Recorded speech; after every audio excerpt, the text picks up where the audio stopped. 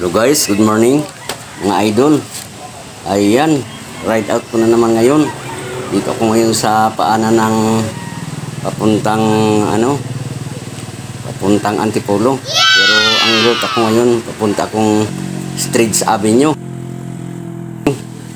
Ito ang Streets Avenue. Ayan.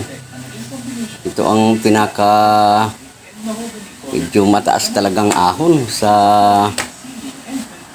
bandang Angono guys. Ayan, talagang mapapahiyaw ka dito sa sarap ng ahon. Ayan guys, sarap mag-ahon dito, Streets Avenue. Ayan, shout out sa inyo guys, have a nice day. Ayan, ito naman guys ang viewing deck nito. Pag nakaakyat ka na sa medyo ibabaw, ayan, dito ka na pwedeng makapag-viewing. Wow! Pero wala pa rin recovery dito guys. Kaya talagang napakahirap ng ahon dito sa Streets Avenue. Subukan nyo guys. Ang sarap magbike. Puntahan nyo pag may time kayo.